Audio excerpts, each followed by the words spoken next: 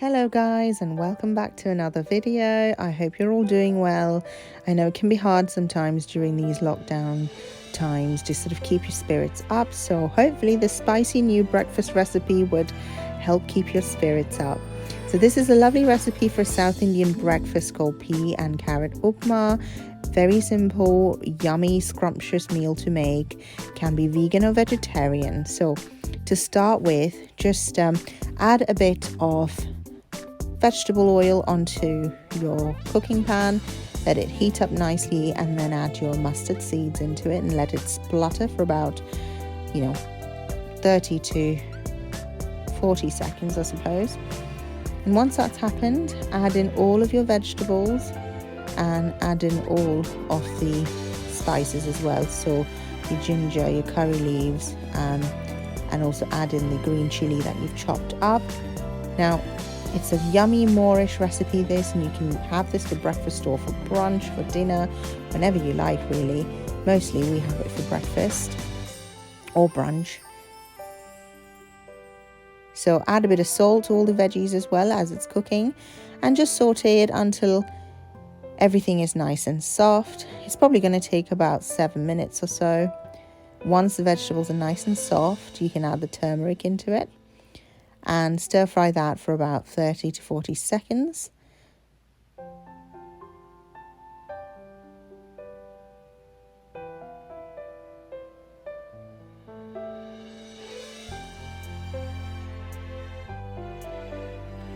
At this point, you're ready to add the liquid into it. So I'm adding some 800 ml of hot water to make a lovely vegetable stock.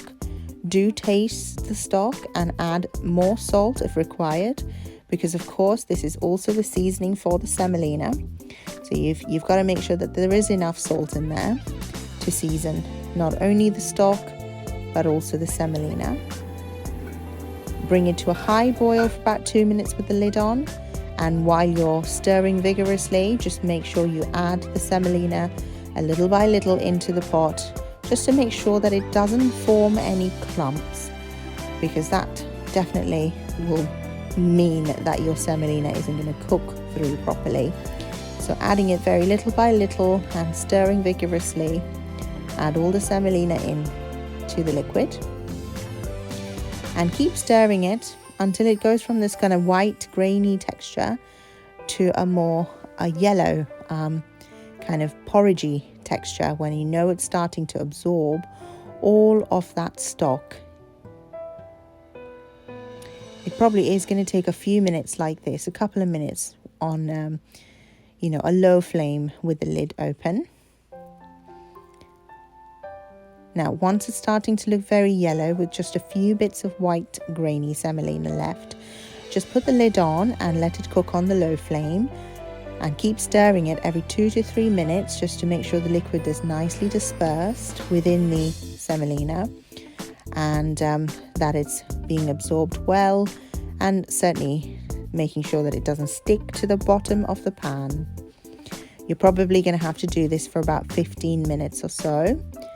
At any point during this process, you can add in your ghee if you would like to. I am adding about a tablespoon of ghee into this.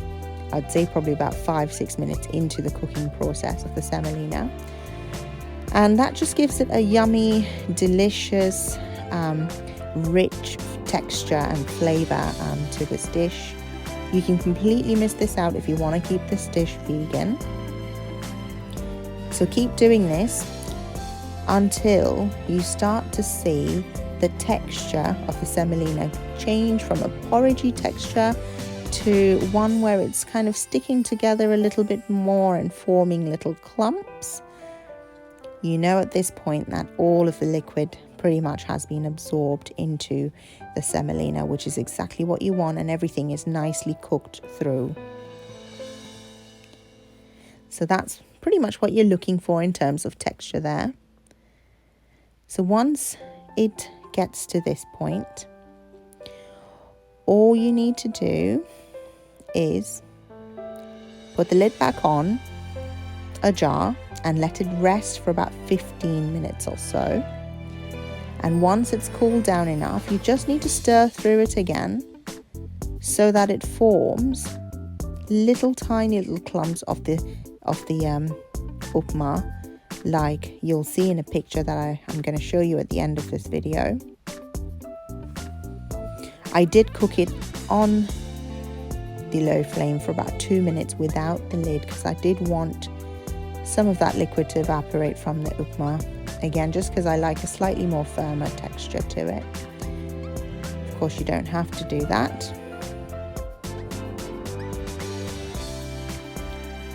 So in this picture, you'll see what I mean by it forming small clumps once it's cooled down and mixed through.